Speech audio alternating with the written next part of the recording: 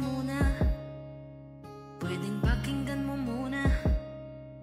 Huwag mo muna ako nasabayan, kasi lalo lang lalabo ang paliwanagan.